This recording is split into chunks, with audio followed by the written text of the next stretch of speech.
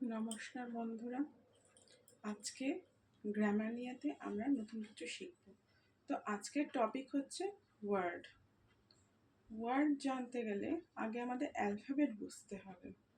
তো এই অ্যালফাবেট কি না, ইংরেজি বর্ণমালাতে A to Z যে 26টি লেটার রয়েছে তাদের একত্রে বলা হচ্ছে অ্যালফাবেট। এই অ্যালফাবেটকে দু ধরনের হয়, একটা হচ্ছে ভাওয়েল এবং একটা হচ্ছে কনসোনেন্ট।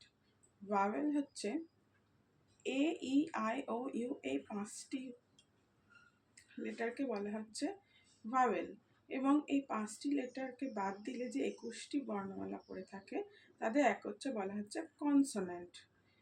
আচ্ছা, ছোটদের ভাওয়েল এবং কনসোনেন্ট আইডেন্টিফাই করতে দেওয়া হয়। ফর এক্সাম্পল, BAT ব্যাট, এখানে A হচ্ছে ভাওয়েল এবং B আর T হচ্ছে কনসোনেন্ট। তাহলে আমরা তলায় দাগ দিয়ে লিখতে পারি, B এর নিচে লিখব C, T এর নিচে লিখব C. C represent consonant and V represent vowel. Okay, clear?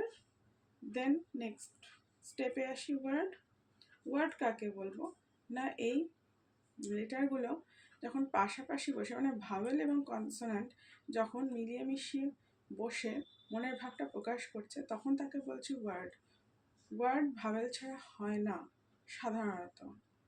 যেমন BOY বয়, এখানে ও ভাওয়েল, বি আর ওয়াই হচ্ছে কনসোনেন্ট, একত্রে নিয়ে তৈরি হচ্ছে ওয়ার্ড। ওকে, কনসেপ্ট ক্লিয়ার হলো? কারো যদি কোনো বিষয়ে জিজ্ঞাসা থাকে তাহলে অবশ্যই কমেন্ট সেকশানে গিয়ে তোমরা আমাকে জিজ্ঞেস করতে পারো, আমি উত্তর দেওয়ার চেষ্টা করব। Okay, please like, share and comment. ধন্যবাদ। আর যাদের আমার নিত্য নতুনত্ব ভিডিও পেতে আরও চাও তারা আমার চ্যানেলটি গ্রামানিয়াকে সাবস্ক্রাইব করো। ওকে, কেমন, বাই।